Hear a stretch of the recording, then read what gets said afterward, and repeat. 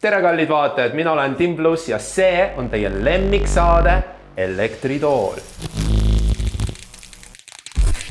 Nagu ikka siin saates ei ole ühtegi mugavat küsimust, ainult piinad, pisarat, raha ja müstika.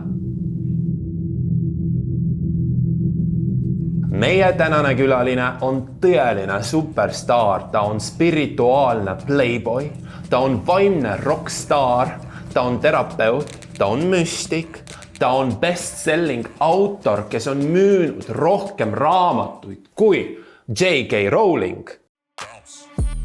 Ta on selgelt nägija, aga võib-olla Wikipedia valetab.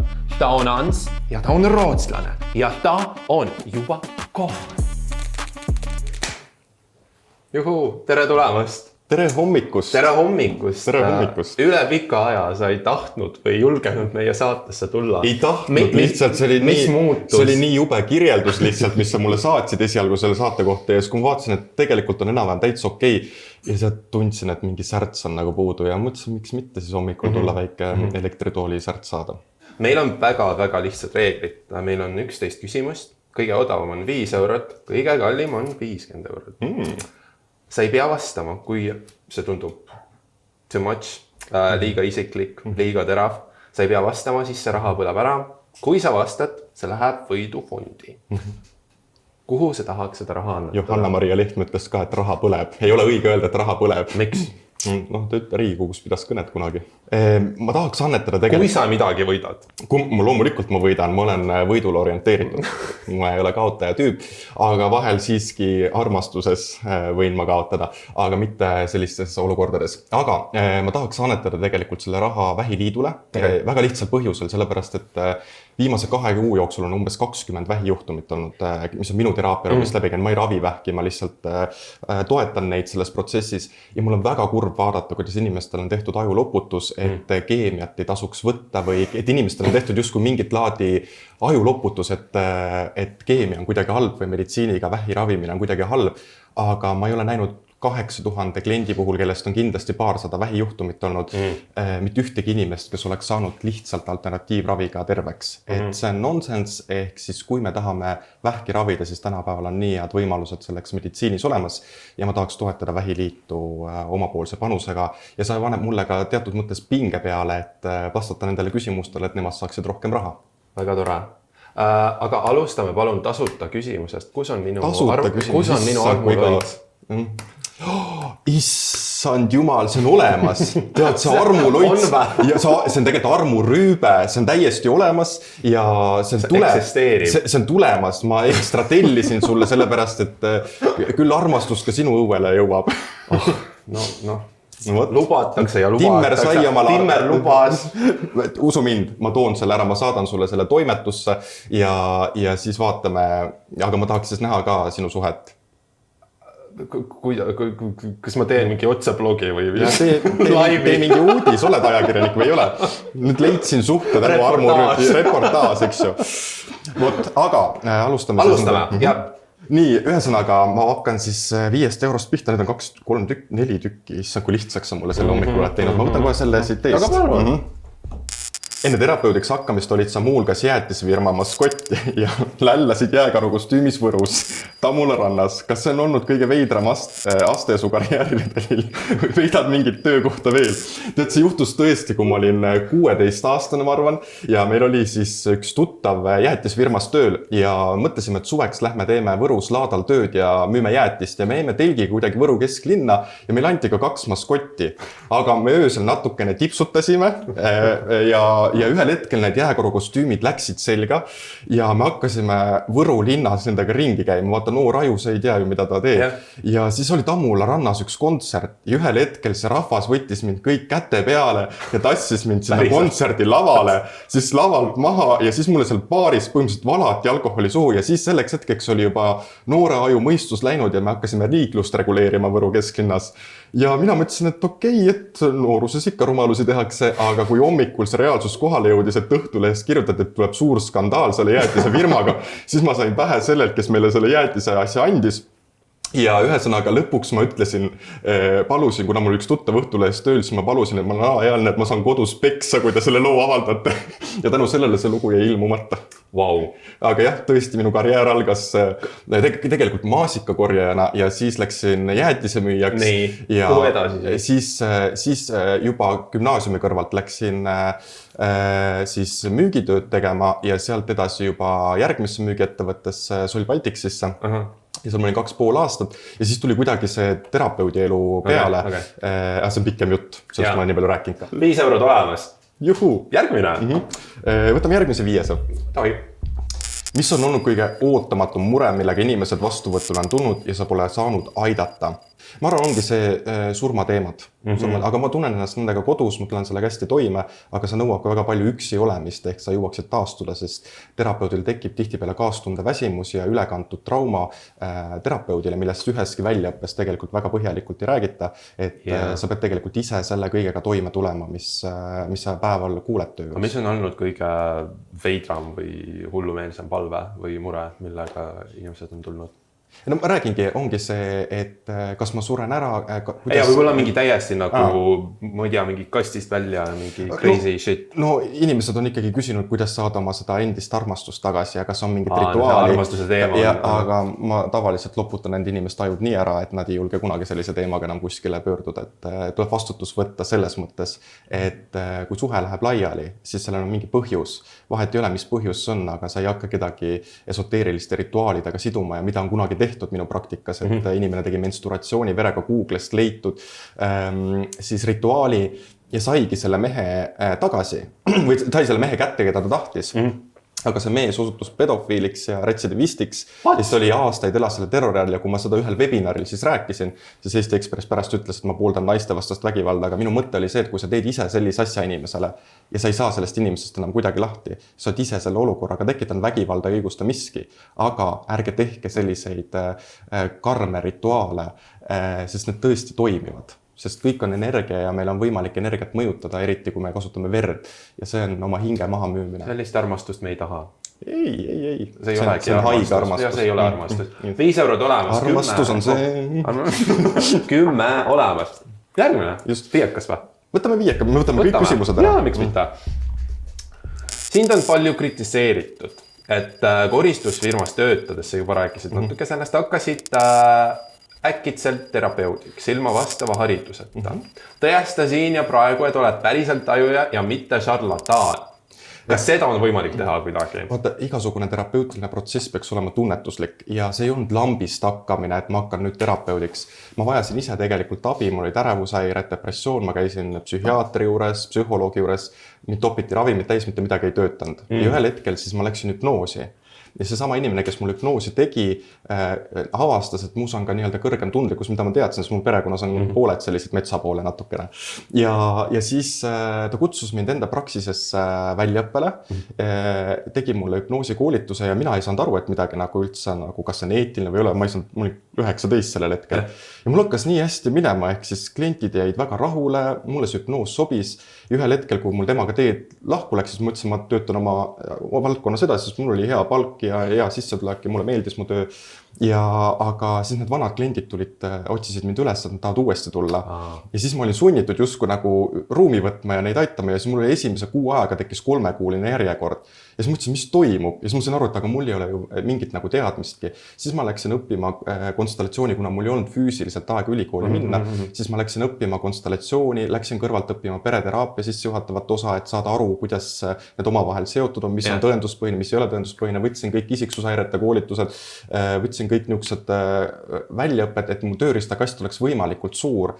Ma ütlen, et minu töö on tajuda kogu aeg klienti, mis temast toimub. Et näiteks kes sinu puhul, sa tahad olla väljaspoole edev, sa tahad endast näidata, sa otsid oma kohta läbi ka meediaväljundi, läbi oma riietumisstiili, ehk siis sa tegelikult üritad kogu aeg tõestada meeleheitlikult sellele väiksele poisile sinus. Vaadake, ma olen ka olemas, vaadake, ma tahan ka siin maailmas kohta. Ehk siis lihtsalt see on esimene tunnetus, mis mul sinu puhul tuleb. Sa ei pea sellega nõustuma, aga mõnikord ongi tõde valus tunnistada. Ei, see ei olnud nii valus. 5 eurot olemas. Järgmine. Ma võtaks vahelduseks 10. Davai. Ja siis võtame 5 ära. Okei. Millised on su enda suhted vanematega? Teevad ju need tavaliselt inimesed katki. Ma ei saa öelda, et vanemad teevad, võtta see enda kätte, et vanemad teevad lapsed katki, vaid mõnes mõttes on see Nõukogude Liidu pärand, mis teeb meid katki ja sealt tulev kasvatus. Ja selle tagajärg on juba see, kuidas vanemad lastega siis käituvad. Minu suhted vanematega on väga head, ehk siis ma olen alati öelnud, et mul on emaga pisut lähedasem suhe, sest ma olen temaga rohkem kasvanud, aga mul ei ole ka isaga kunagi mitte ühtegi konflikti olnud ja me oleme väga lähedased, me saame igal hetkel helistada ja käime läbi, samamoodi vendadega, mul on 4 venda, et siis mul on 2 väiksemat, 2 vanemat venda, aga vahel ma olen tundnud perekonnas, et kui mingid kriisid on või sellised raskemad momendid, siis justkui mõnes mõttes suunatakse see lantsu poole, et mis me nüüd teeme, et sest ma olen harjunud kriisidega toime tulema. Aga kuidagi see on ka paika loksunud, et eks igas perekonnas on omad mingid ka sellised keerulisemad hetked, aga meil ei ole kunagi sellist tüli, et keegi suhtleks oma vahel või oleks sellist väljaheitmist. Kõik on ülisil. Aga mu nimi on Ants ja mu mõlemad vanaisad olid Antsud ja olid 3. lapsed peres. Ma olen ka 3. laps peres ja kunagi oli meie suguvõsas selline juhtum, kus oli üks Hans, kes läks oma vennaga tülli ja meil see suguvõsas kordus see muster, kus vennad läksid omavahel tülli ja me oleme esimene siis põlvkond oma peres, kus vennad ei ole omavahel tülli läinud. Päriselt, just. Ehk siis meil oli isegi niisugune kunagi 4-5 põlve tagasi oli selline suguvõsa heitmine lausa, et ja see on mingi õppetund. Ja sealt see Antsu nimi läks kordusesse kogu aeg. Sest nad olid kõik 3. lapsed. Me oleme oma suguvõsaga seotud rohkem, kui me tahame, aga see ei ole see koht praegu, millest rääkida. Väga tore, 5 eurot. Ootad, meil on praegu 20 olemas. Ma töötan praegu vähiliidu hüvanguks ainult. Teeme 10. Loa ise, see põnevust ka. Sinu raamatus, mis on tegelikult praegu siin meil olemas, sai korralik bestseller. Intervjuus Õhtulehele ütlesid, et sa täpseid numbreid kommenteerida ei soovi. Nüüd, heategevuse nimel, mis summa sa selle raamatuga kokku ajasid? Jaa, selles mõttes, et raha armastab vaikus nagu ka armastus, aga las need inimesed siis kadestavad selles mõttes, et miks ma näiteks Jesperiga koostöö ära lõpetasin, sellepärast, et mina panen alati väärtused ja loomingu ettepoole rahast. Ja kunagi sa ei saa loomingut tegelikult teha lihtsalt sellepärast, et sa teenid raha. Raha on üks võimalikest väljunditest, mis sa selle eest saad. Ja kui ma panen sinna pool aastat või aasta tööd ja see raamatu väljaandmine maksis 30 000 eurot, kõik need tiraasid. Kust need summad tulevad? Timmer räägis ka meie saates, et see raamatu oma hind, ma ei hakka seda ütlema, eks ju, aga see kaane kujundus on juba niivõrd kallis, et see on 2 tehases nii-öelda tehtud ja ta on küllaltki paks raamat ja ma valin alati kvaliteetse paberi sinna, mul on alati kõvad kaanet, sest mulle meeldib, et see oleks nagu päris raamat. Aga kui ma vaatan praegu, ma ei ole tõesti neid numbreid kokku liitnud, aga kindlasti üle 100 000 euro, sest olen üle 8000 raamatu seda müünud praegusel hetkel. Eelmis müüsin 17 500, aga siis mul oli Jesper, ma andsin talle ära. Okei. Ikka päris korralik. No ma arvan, et mu esimese raamatuga ma teenisin vähem, aga ma arvan, et selle kogu tulu oli kuskil 300 000 ja see 17 500 raamatut. Kuidas sa ise siis selgetad seda fenomeeni? Sa pead oskama inimestega rääkida ja see ei ole kuidagi jälle, kriitikud võivad öelda, et kaval, suslik või manipuleerib inimesi. Aga tegelikult on väga suur hulk inimesi, kes on saanud minu YouTube'i videotest, minu seanssidelt, minu seminaridelt abi ja neid on kuidas öelda, mõjutanud see, mis ma seal raamatus kirjutan, sest see on kõik nii eluline. Sul on raske vastu vaielda, sest me oleme kõik oma perekonnaga seotud ja ma olin esimene, kes tõi laiemale avalikkusele sellise perekonna mõju. Jah, võib kritiseerida, et see ei ole alati kliiniline või 100% teaduslikult tõestatud, aga kui inimene seda kuuleb, see klikib temaga ära. Ja oskus rääkida inimese hingega, et sellega, mis teda puudutaks, on suur oskus. Väga tore, olemas, 30 kokku. Suurepärane, järgmine 10. 10, mis on siin? 10. Nii, mis on olnud su elu kõige suurem trauma või palusam kogemus? Ma arvan, mul oli üks sõber, kes,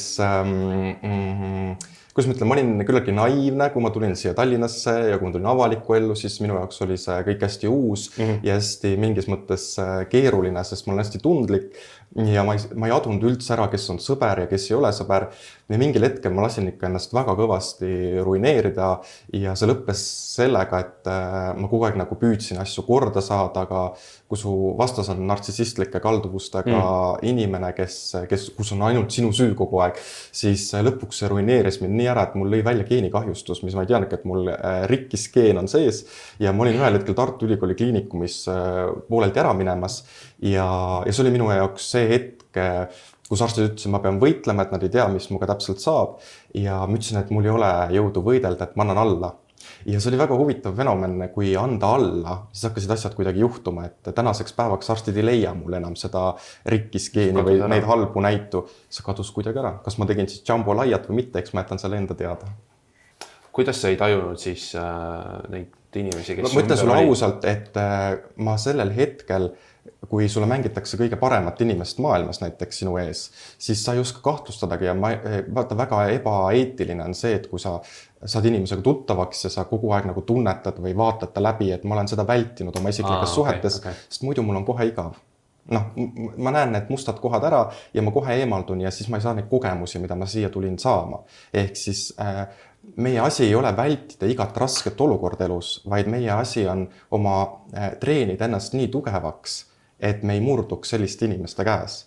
Ja tänu sellele ma sain aru, mis asi on üldse võib-olla nartsissism ja oskasin seda klientides ära tunda või oskasin sellega rohkem paremini töötada, sest mul oli isiklik kogemus olemas. Aga veel kord, ma ei halvusta ühtegi inimest, see oli minu jaoks parim kogemus ja ma arvan, et nartsissistlike kalduvustega inimesed on väga toredad, kui sa ei lähe liiga lähedale ja nad on väga targad. Nad on mingis mõttes minu jaoks nagu geeniused, kellelt on palju õppida, mitte seda emotsionaalset külmust, aga lihtsalt, et õppida, kuidas nad toimivad ja...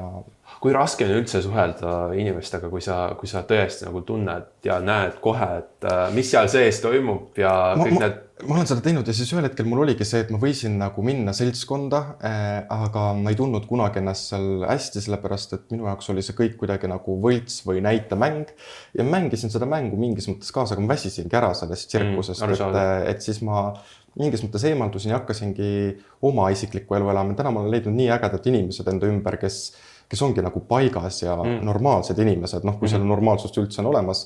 Ja ma olen väga rahul tänase seltskonnaga, kes mul ümber on. 10 olemas, 40, 50, 50 vist. Peab olema. Mulle täitsa hea intervjuu on juba, mulle need küsimused täitsa meeldivad. Võtame selle viimase 10 ka ära. Hinda neid Eestis selgelt nägijaid või nõidu parimast halvimani. Kirsti Timmer, Merilin Kerro, Kaika Laine. Kaika Laine on väga erineva ajastu inimene, aga kindlasti selgelt nägemisel võib olla ka placebo efekt. Kirsti Timmer kindlasti on mulle ka kaarte pannud, on väga palju täppi läinud. Merilin Kerro, ma tõesti ei oska mitte midagi temast nagu selles mõttes arvata, et mul puudub isiklik nagu suhe temaga täna, et ma paneks sellest valikust, ma paneks Kirsti Timmer esimeseks, Kaika Laine teiseks ja Merilin Kerro kolmandaks. Väga tore. 10 olemas. Ja meil on jäänud ainult 4 küsimust. Võtame 15. Võtame. Nii, jaga need 3 tuntud inimest vastavasse kategooriasse. Sex Mary Cancel. Mariann Võsujalg, BSH, Jesper Parve. Mariann Võsujalg. No, kindlasti tegemist on väga kena naisterahvaga, väga hea ärivaistu ja mulle üldiselt meeldivad tumeda peaga naised, nii et seks, Mariann Võsujalg. Brigitte Susanne Hunt, suslik, Tead, ta minust canceldab ennast kogu aeg ise Jesperiga, ma abielluda ei tahaks, ma olen taga olnud selles ärilises abielus, aga mul ei jää mitte midagi muud üle, ma paneks, võt nii tugev ma olen küll, et Brigitte Susanne Hundiga ma elaksin selle abielu üle. Oh my god! Ja kui must midagi järgi ei jää, siis alastage mulle. Õnneks mul on head terapeudid, sõbrad, aga ma siis panen... Sul on kindlasti üht vaja. Just, ma abielluks siis Brigitte Susanne Hundiga, saate pealkirja ja Jesper Parve paneks cancelisse. Kas te suhtlete praegu? Kellega? Päisoga. BSA-ga? Ei, meie suhtlus lõppes väga ilusti, selles mõttes, et ma olin ainukene, kes suutis elusalt sealt välja tulla. Minu jaoks on teatud inimesed nagu ohtlikud inimtüübid, kellega käib alati mingi jama kaasas ja sealt tuleb võimalikult kaugel hoida, et jah. Kas seda ei olnud algusest peale tunda? Oli. Okay. Sa lihtsalt tahtsid seda mängida natuke. Selles mõttes mängu ilu peab ka olema, jah. Ja väga huvitav on näha inimesi kõrvalt vaadelda, kuidas nad käituvad, kuidas nad ajas kujunevad. Ja ma ei ütle, et see ei olnud siiras sõprus, aga kindlasti oli seal asju, mis seda sõprust nagu takistasid, et see oli pigem niisugune kummaline. 15. Järgmine. Kas sa oled kunagi kasutanud oma kuulsust selleks, et saada midagi, mida tavalise Antsuna poleks saanud? Jaa, selles mõttes, et iga päev. kuidagi seda kuulsust peab ju ära kasutama, et mõnikord saad asju, mõnikord näiteks mul kunagi tellisin diivani ja ma müüsin oma vana diivani maha ja mul pidi see samal päeval tulema ja ta ei tulnud. Loomulikult ma tegin sellest räige skandaali ja siis kui meedia selle üles võttis, siis see diivan oli mul plaksti kohe olemas. Et mõnikord saad teenuseid tasuta, mingeid lilli tasuta, paned Instasse story näiteks, aga ma alati stooritan neid ettevõtteid või neid firmasid, mis mulle päriselt meeldivad. Tihtipeale ma teen seda üldse tasuta ja ma mingit sampoone ärge mulle saatke, et ma ei viitsi neid klassikalise influenceri jama nagu teha. Et kindlasti ja inimesed suhtuvad sinusse teistmoodi isegi arstid. Seal on mingi ego küsimus, ma arvan. Oota, kuidas sa välja näed? Näiteks, et enne kui ma ei olnud tuntud, siis ma ei pannud tähele, et arst nii palju seesama arst nagu pingutaks, aga siis, kui sa tuntuks said, siis ta ise nagu oli nii ülipüüdlik, võib-olla olenes ka päevast. Ja mu kliendid samamoodi, et kuna psühholoogia maailmas on see ego-mäng, eks ju, et me oleme paremad kui Ants või mis iganes, eks ju, et me teame rohkem, me oleme õppinud, me oleme targad, siis ma alati ütlen oma klientidega, et öelge, et te tulite Antsu juurest, nad saavad alati parema teeninduse. Väga tore. 15 olemas. 2 viimast küsimus. 20. Ma juba tean, mis seal 50 seal on. Aga palun. Aga enne me küsis ära. Hea teema. Nii. Mitu voodipartnerit sul on olnud ja kuidas seda numbrit hindad? Kas sul on kunagi olnud ka intiimne kogemus mõne mehega? See on selline huvitav küsimus, et Antsule alati küsitakse, kas talle meeldivad naised, kas talle meeldivad mehed, mulle meeldivad koerad ka. Ehk siis selles mõttes... Ära sinna me ei lähe. Ma ei rääkinud seksuaalpoosist. Aga mis see küsimus on? Mitu voodipartnerit sul on? Mis sa meil on neid lugenud? Ma olen kirglik mees. Mul on armukesed selles mõttes, et neid on olnud, kas seal on kunagi olnud mingi mees, pigem mitte. Et ma ei ole seksuaalses kogemuses olnud mehega, aga pigem naistega. Okei, aga numbrit me ei saa? Ma ei ole kokku lugenud. Miks ei ole kedagi avalikustanud siis? Sest mina hoian oma eraelu armastust vaikuses, sellepärast, et ma ei taha, et meedia lähtuks minust kui minu suhetest, mitte minu tööst. Ehk siis minu ülesanne või huvi ei ole olla klassikaline avaliku elu tegelane. Ehk siis mul on ainult üks missioon või üks mõte, et populariseerida psühholoogiat ja sellega kaasnevaid erinevaid teadmisi, mitte oma isiklikku suhet afisseerida kuidagi ja selle peal profiiti lõigata. Ja minu kaaslased on olnud sellised, kes ei taha avalikku tähelepanu. Et need ongi minu suhetele saatuslikuks saanud. Ehk siis neil ei ole huvi olnud ja nad on võib-olla peljanud seda avalikku tähelepanu ja seetõttu olen ma, kas nemad on lasknud mul minna või mina olen lasknud neil minna. Ja minust kõige ilusama armastuse definitsioon on see, et sa avad teisele inimesele oma südame ja siis lased ta vabaks, kui ta tahab minna. Sest alati on võimalik lugu muuta, uus story. Okei, olemas. Viimane küsimus. Sa ütlesid, et sa tead, mis siin on. Ma arvan, see on see Marjani küsimus. Kas sa oled Marjaniga suhtes?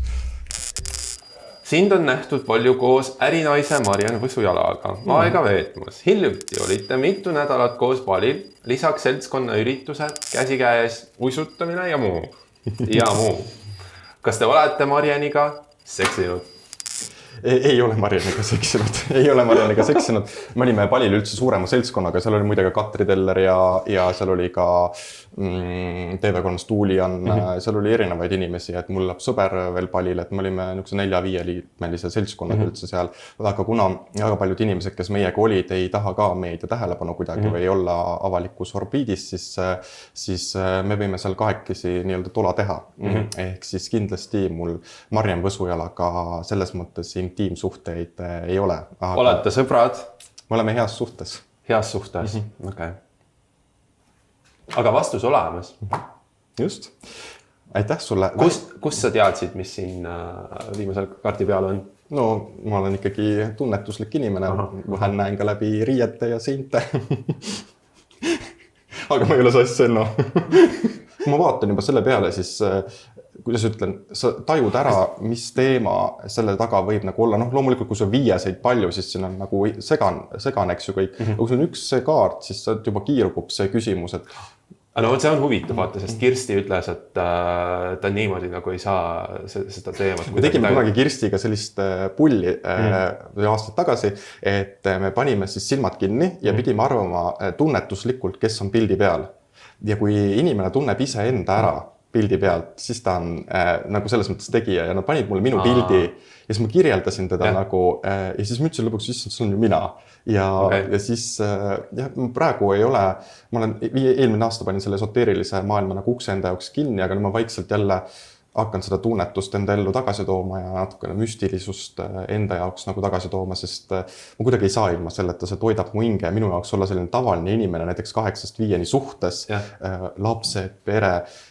Ma näen seda iga päev kõrvalt ja see ei pakuks mulle praegu mitte midagi. Ma tahaks nagu seigelda, ma tahaks avastada uusi asju ja olla rõõmus ja vaba, mitte tegeleda olme probleemidega praegu. Ja see ei kuidagi ei tähenda seda, et mulle ei meeldiks pühenduda või midagi muud, aga mul on lihtsalt see tunne, et iga kord, kui ma näiteks kellegiga leian, et ma pean nii palju järeleandmisi lihtsalt tegema oma elus, et kuna ma olen palju endaga töötanud ja praktiliselt ei vihasta ja mu kõik endised partnerid on öelnud, et ma olen suurepärane inimene, aga miskipärast on nad alati lahkunud, et ja nad ei oskagi ise teinekord öelda. Kas sinuga koos on raske olla siis?